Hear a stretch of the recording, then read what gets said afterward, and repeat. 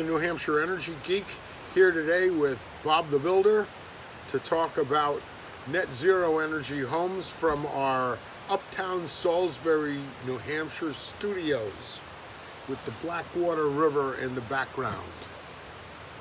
Listen, can you hear it? So today we're going to talk about how you keep moisture out of the basement, right? Yep. Great.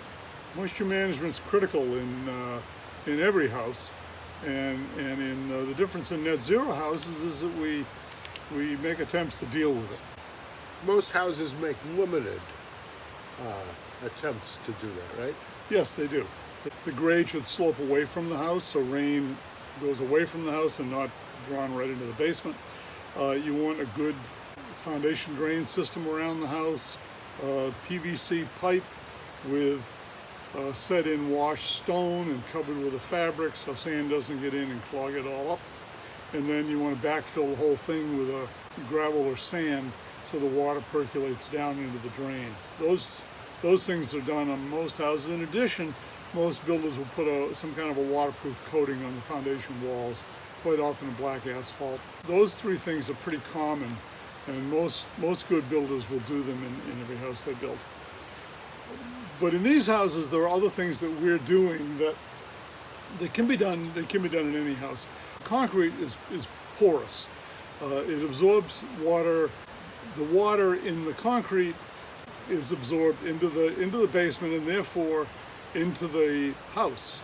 First thing we do is we usually coat the footings with a capillary break material, a paint, a latex masonry paint that acts as a capillary break to keep moisture from wicking up through the footing and into the walls and up into the walls and out into the basement. Second thing we do is we put a layer of stone between the bottom of the footing level and the top of the footing level. Washed stone gives us a place to put our radon vent pipe. That collects radon gases that are vented out of the roof of the house. And on top of that, the stone also forms a really good base for insulation and for foam. It's fairly easy to level pretty well. On top of that, we put 4 inches or 6 inches of, it's an R16 to 24 that we use, depending on whether it is active living space when we build the house. And on top of that, we put a 6 to 10 mil plastic vapor barrier that we put in carefully. We run it up the walls so it ties in the basement vapor barrier with the wall vapor barrier, and tape the plastic around the columns if they're already in the basement or around corners. In other words, we try to make the plastic continuous and unbroken. And then the concrete floor is poured on top of that. And that way, all the water stays under the concrete. That's our goal, is to have all the water in the concrete. And on the walls, we use a polyisocyanurate foam, which is the yellow crumbly foam, and it's covered with aluminum foil on both sides.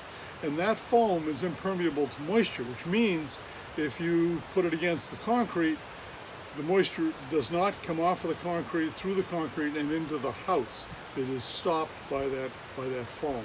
So that takes care of our walls and our floors, and we've kept a lot of the moisture that's naturally coming into houses out of the house.